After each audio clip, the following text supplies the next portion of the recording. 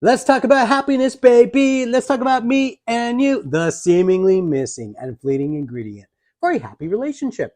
I'll never forget the time before I finally settled down and said Finally. that I'm going to pop the question. I remember going on a retreat and I asked the question about how happy the participants were to be away from their wives. Nearly everyone nervously laughed with the sense of relief that they were finally away from their wives. But men and women, deep down, we want to be in a relationship that is filled with joy, laughter, and understanding. But why does it suck so much? Well, I can count on one finger how many couples who are still together and are truly, genuinely happy. How can we change this tide? So we're here to share with you tips on how to achieve just that. First, communication. Blah, blah, blah, blah, blah. We hear it all the time. She loves to communicate.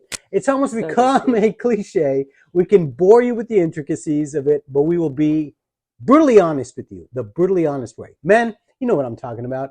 You hear her say something and you just do the whole ooga ooga ooga, sure, yeah, okay. And then wife says something to the effect, well, you're an idiot. To make sure that you're still listening, what do you do? Okay. Drop the phone. Listen, gentlemen, listen. Easier to say, harder to do. Ladies, all we want to do is veg out after a long day. Relax.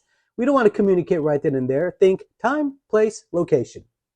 Secondly, make sure not to make a big deal out of small things. Like, I'll never forget that one time, and I'm sure, guys, you know what I'm talking about. You walk around with your pants unzipped half the day, then you thank the one guy to kindly tell you, hello, lift it up.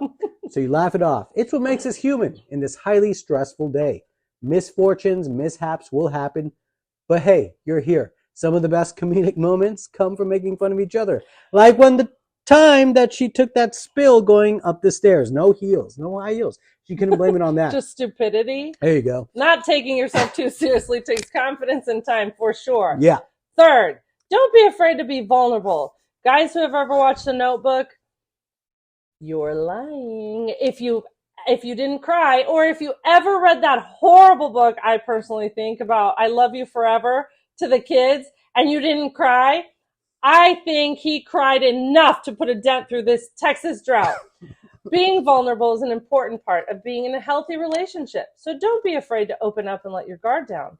And finally, show your appreciation for each other. Acknowledge the effort that your partner makes in the relationship and remind them how much you value them. Doing this will keep your relationship strong also and help you both stay in love with each other. So, in conclusion, communication, lightheartedness, laughing at one another, vulnerability, and appreciation are all essential things to developing and maintaining a healthy relationship.